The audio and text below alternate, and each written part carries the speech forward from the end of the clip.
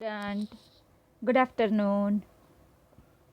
अगले वीडियो में हमने चैप्टर 3 अंतरिक्ष परी सुनीता विलियम्स इनके एक्सरसाइज की थी। इनका स्वाध्याय उनके क्वेश्चन 1 और 2 दोनों हमने किए थे।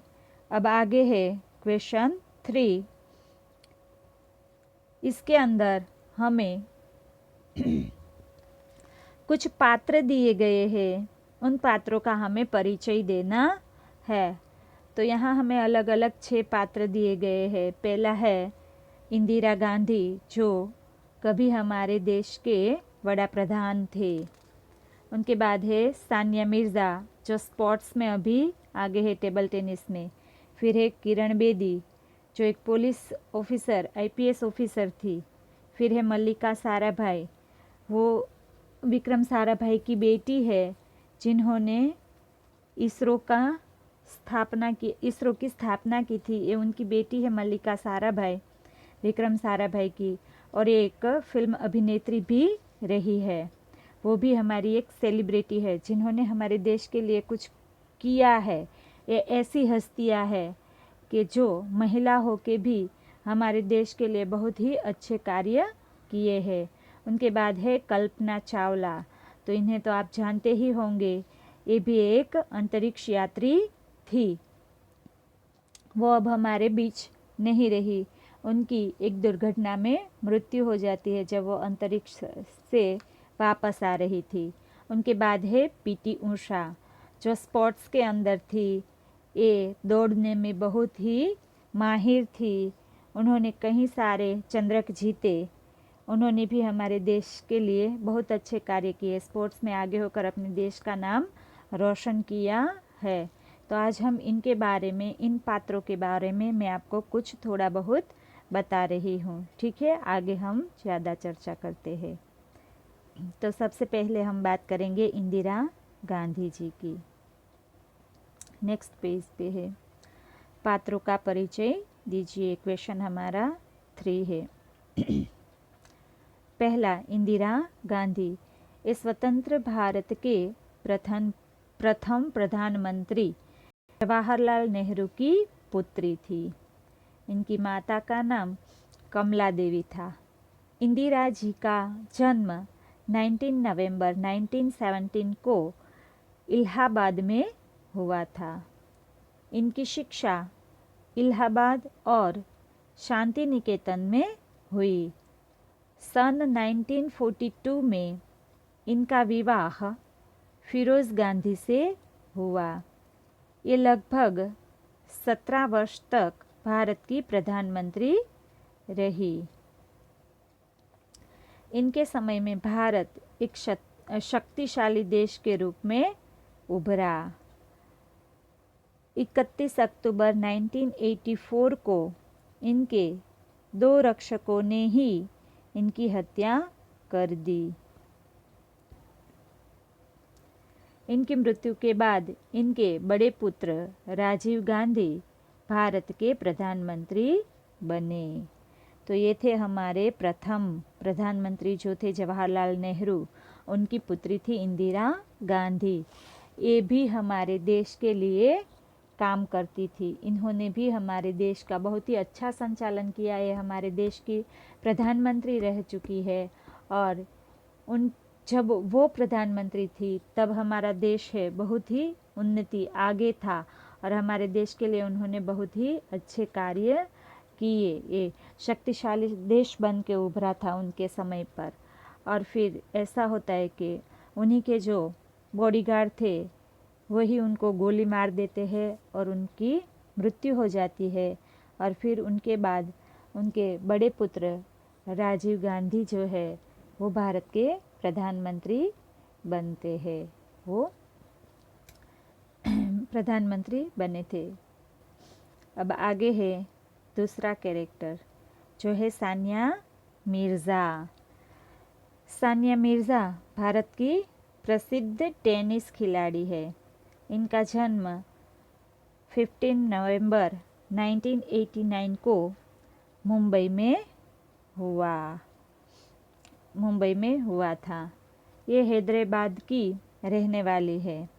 इन्होंने 6 वर्ष की उम्र से ही टेनिस खेलना शुरू कर दिया था। सोच सी.जी. के भूपति ने इन्हें टेनिस का प्रशिक्षण दिया। सन 2005 में ये अमेरिकन ओपन के ग्रैंड स्लैम के चौथे राउंड तक पहुंचने में सफल रही। इन्होंने दुबई और हैदराबाद की कई चैंपियनशिप जीती। भारत सरकार ने इन्हें अर्जुन पुरस्कार देकर सम्मानित किया है। आप सब लोग जानते होंगे कि ये हमारी सानिया मिर्ज़ा जो बहुत अच्छा टेनिस खेलती है, वो टेनिस की बहुत अच्छी खिलाड़ी रही है। वो आज भी खेलती है। वो जब 6 साल की थी तब से उसने टेनिस खेलना शुरू कर दिया था। उनको इस खेल में बहुत ज़्यादा रुचि थी। फिर वो 2005 में अमेरिका में खेली और वहाँ भी वो जीत के आई और 4 राउंड तक वो पहुँचने में सफल रही। उन्होंने फिर दुबई और हैदराबाद की कई चैम्पियनशिप में भाग लिया और वहाँ भी उनको बहुत सारे पुरस्कार मिले और हमारे देश की सरकार ने अर्जुन पुरस्कार देकर उनका सम्मान किया। वो भी खेलने में बहुत अच्छी थी और उन्होंने भी टेनिस में खेलकर अपने देश का नाम रोशन किया है। वो एक महिला होने के बावजूद भी इतना अच्छा खेलती थी और खेलकर उसने अपने देश का नाम आगे किया। और उनके बाद है किरण बेदी। किरण बेदी का जन्म 9 जून 1949 में अमृतसर में मध्यम वर्ग के एक प्रगतिशील परिवार में हुआ। बचपन से ही उन्हें टेनिस के प्रति लगाव था। टेनिस की राष्ट्रीय स्पर्धाओं में उन्होंने अच्छा नाम कमाया। सन 1972 में उन्होंने आईपीएस परीक्षा पास की। उच्च कोटि की पुलिस अफसर बनने वाली वे पहली भारतीय महिला है। क्या कहते हैं कि सबसे उच्च कोटि की आईपीएस की परीक्षा पास करके वो आईपीएस बनती है, तो सबसे पहली ऐसी महिला थी जो पुलिस के अंदर उच्च कोटि का हुद्दा उन्हें मिला था। भारतीय महिला है। दिल्ली की तिहाड़ जेल के जेल अधीक्षक के पद पर रहकर उन्होंने काफ़ी सुधार कार्य किए। अपने साहस, कर्तव्यनिष्ठ और कार्यकुशलता के लिए उन्हें कई पुरस्कार और मेडल मिले हैं।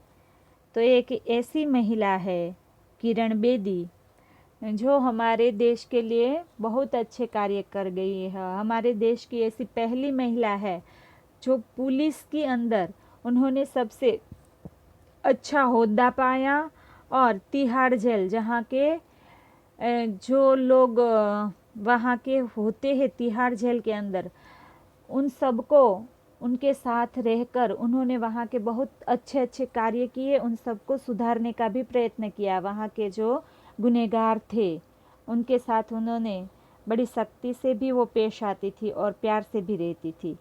उनके ऊपर एक फिल्म भी बनी है किरण बेदी के ऊपर, वो भी बहुत ही अच्छी थी, देखने लायक थी। किरण बेदी है वो एकदम कार्यनिष्ठ थी और कार्यकुशल भी थी। वो बहुत शक्तिशाली थी, वो कर्तव्यनिष्ठ थी। अपने कर्तव्य से वो कभी हिलती नहीं थी। वो देश के लिए बहुत अच्छे कार्य करती थी। आज भी वो रिटायर होने के बाद भी अभी भी अच्छे काम कर रही है। उनके बाद है मल्लिका साराभाई।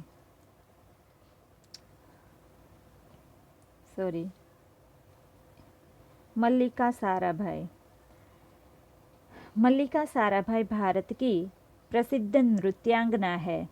इनकी माता मृणालिनी भी उच्च कोटि की नर्तकी थी।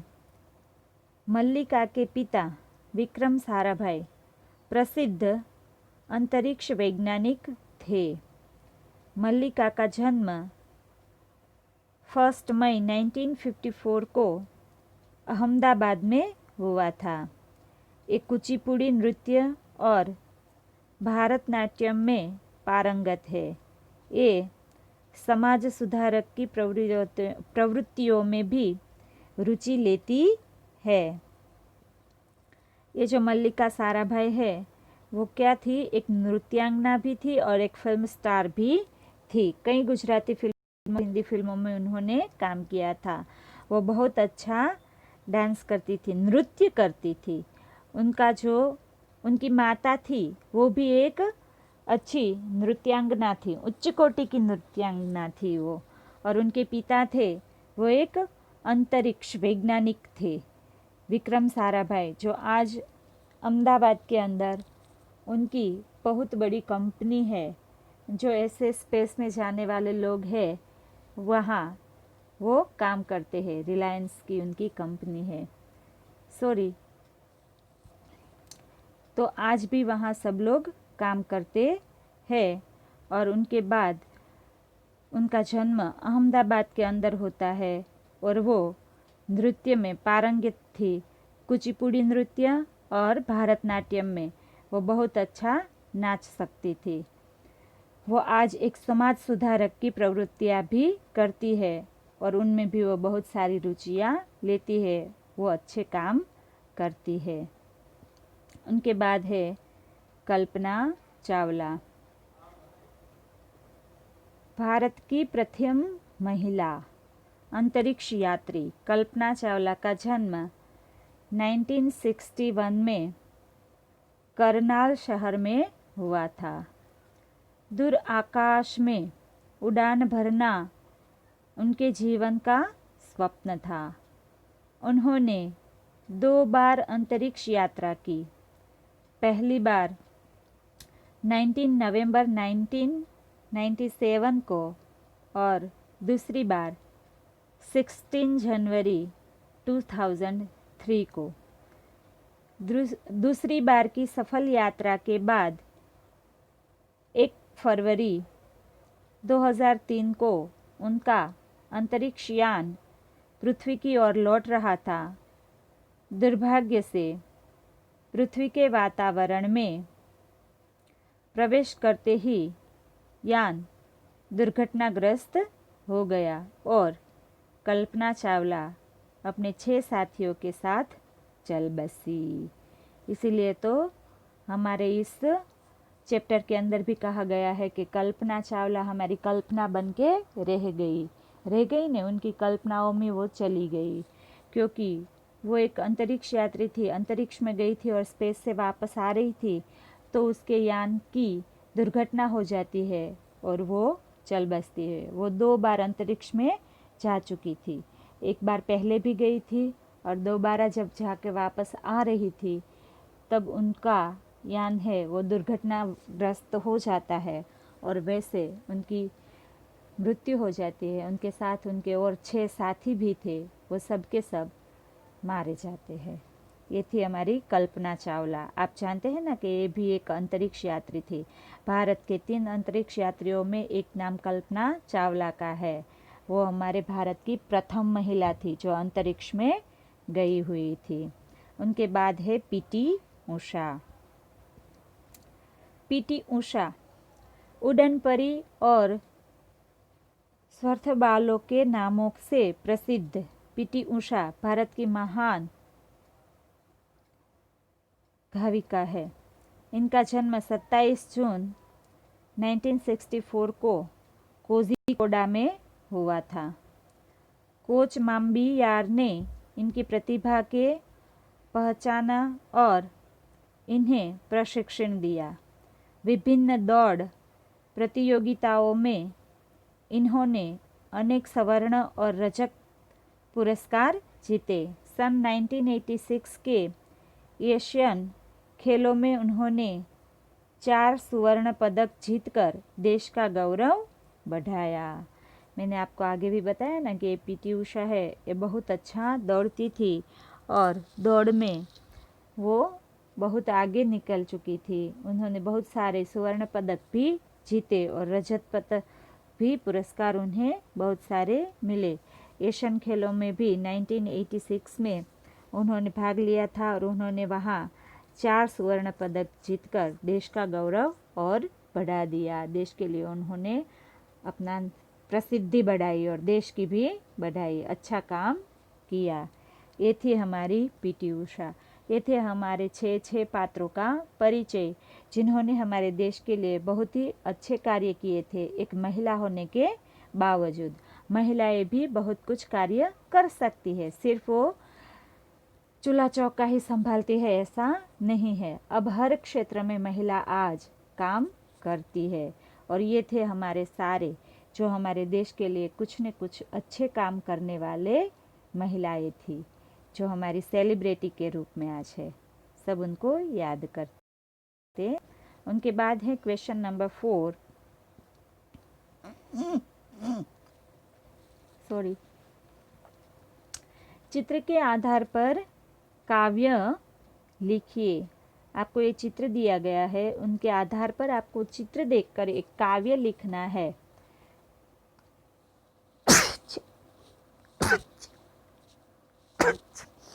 सॉरी।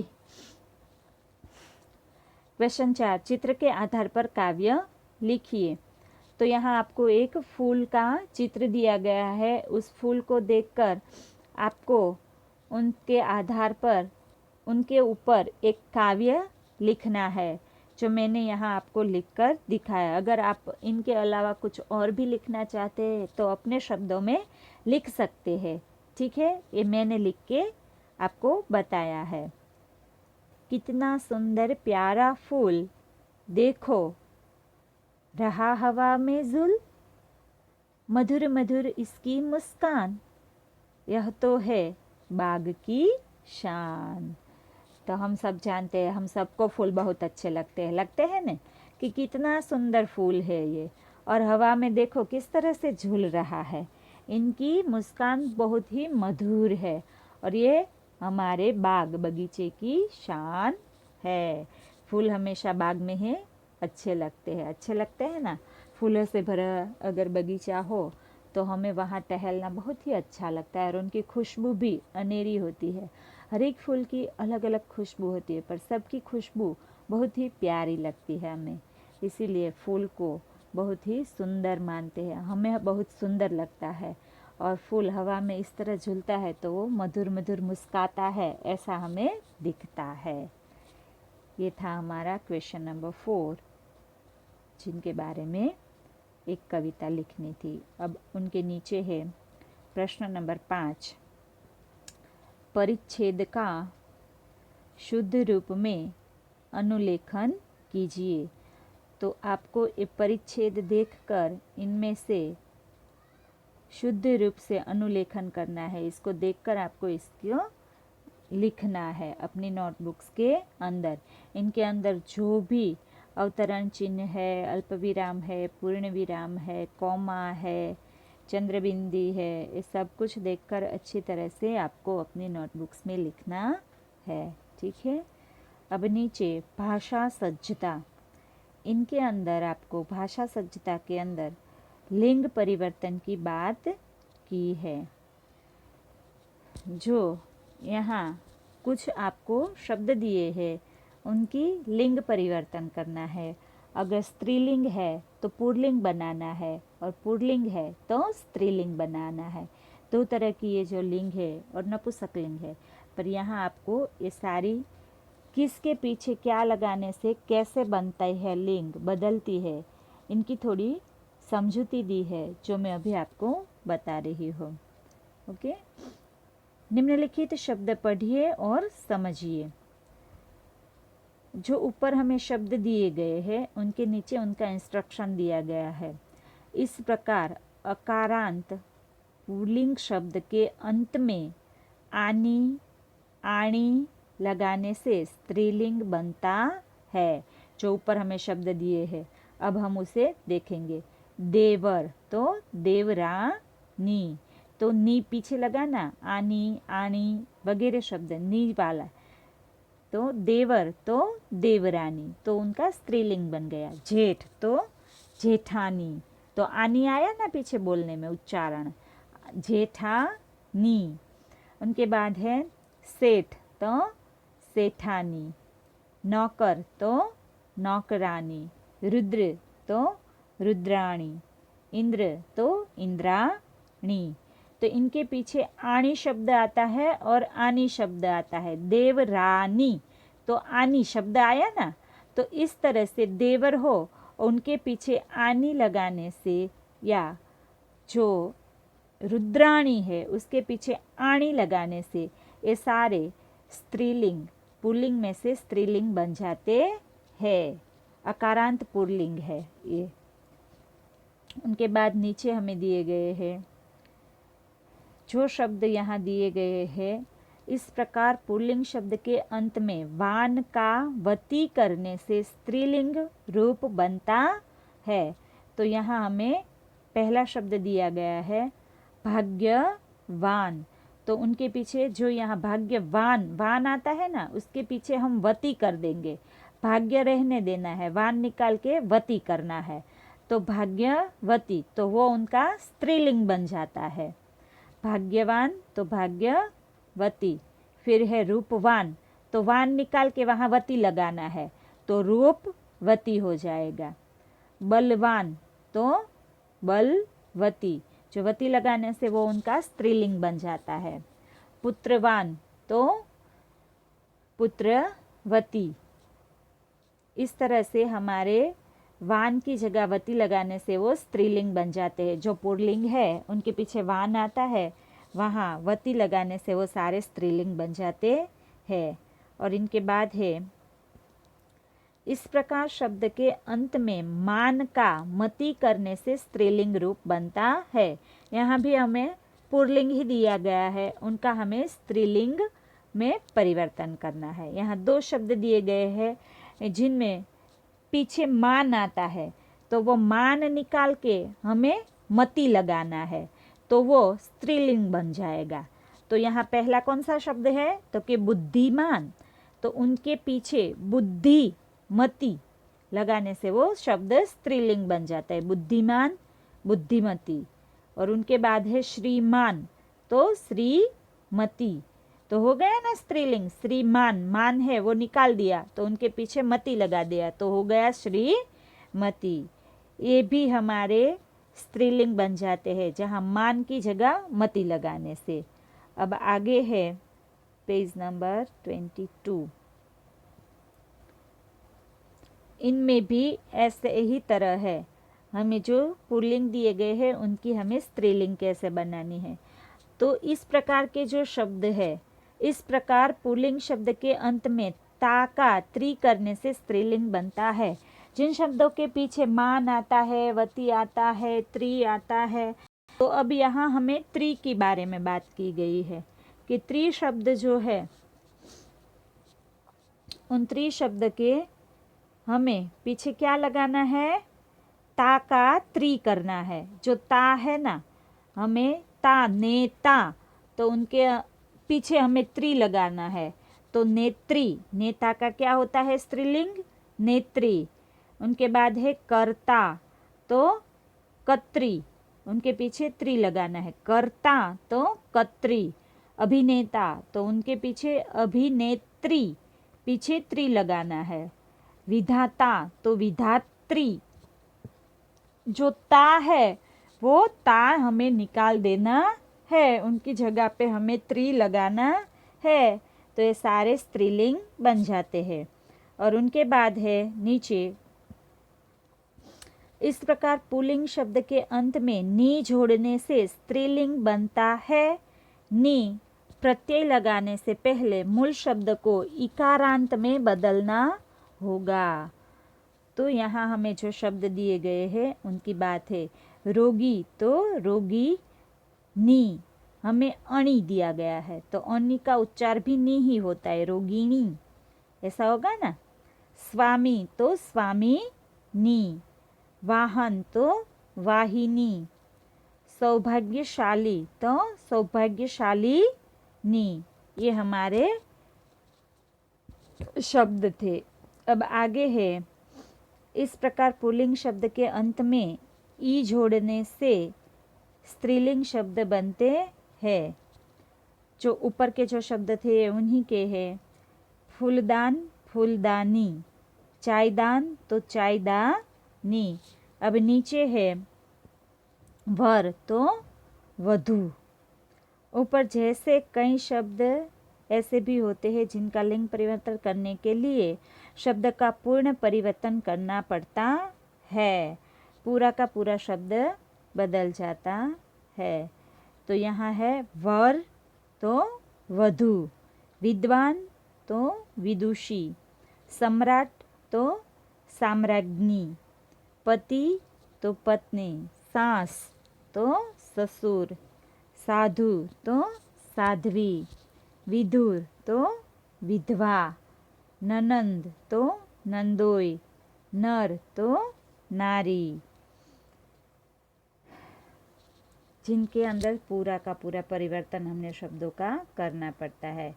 तो उपयुक्त उदाहरणों के आधार पर निम्नलिखित शब्दों का लिंग परिवर्तन कीजिए।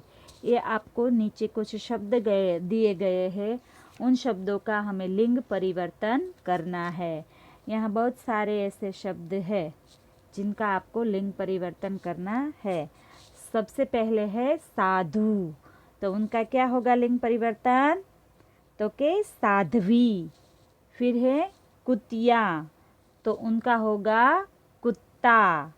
उनके बाद है युवक, तो उनका क्या होगा? युवती। उनके बाद है पुत्र, तो उनका होगा पुत्री।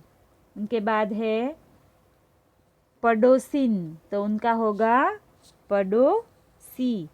उनके बाद है बाघ, तो बाघ का क्या होगा? बाघीन। उनके बाद है ठाकुर, तो उनकी होगी स्त्रीलिंग ठकुराइन। उनके बाद है सन्यासी, तो उनका होगा सन्यासिनी। उनके बाद है सम्राट, तो उनका होगा आंसर साम्राज्ञी। और उनके बाद है वर, तो उनका होगा वधू। इस तरह से सारे शब्दों का लिंग परिवर्तन होगा। ये सारे लिंग परिवर्तन आपको अपनी नोटबुक्स के अंदर भी लिखने हैं। आज के वीडियो में मैंने आपको ये एक्सरसाइज कंप्लीट करवा दी है। यहाँ आपका चैप्टर समाप्त हो जाता है। अब आगे हम नया चैप्टर करेंगे। ठीक है बच्चों, नया चैप्टर या तो हम व्याकरण में निबंध लेखन करवाएंगे। तो आज का वीडियो हमारा यहीं तक रहेगा। और आज का आपका जो होमवर्क है वो होमवर्क, इनके अंदर जो क्वेश्चन आगे दिए गए हैं ना, ये पात्र परिचय, पात्रों का परिचय दीजिए, इनके आंसर भी यहाँ मैंने आपको पीडीएफ में लिखे हुए दिए हैं। तो आपको उनको देखकर ही लिखना है। एक क्वेश्चन नंबर जो 3 है ना, वो आपका होमवर्क होगा। तो एक क्वेश्चन नंबर 3 और आपका होमवर्क लिंग परिवर्तन वाला भाषा सज्जता जो है, वो पूरा का पूरा भाषा सज्जता भी लिखना है। इनमें से देखकर ही आपको सारे शब्द लिखने हैं और कुछ लिखना नहीं है। ये 2 ही आपके सिर्फ होमवर्क में क्वेश्चन होंगे। ठीक है, समझ में आ गया ना? अभी मैं होमवर्क आपको पीडीएफ में हमारी लिंक में भी पोस्ट कर दूंगी, उनमें भी सेंड कर दूंगी, सॉरी। तो आप उनमें से देखकर लिख लेना, ठीक है? और सबको दूसरे ही दिन अपना होमवर्क मुझे सबमिट करवाना है।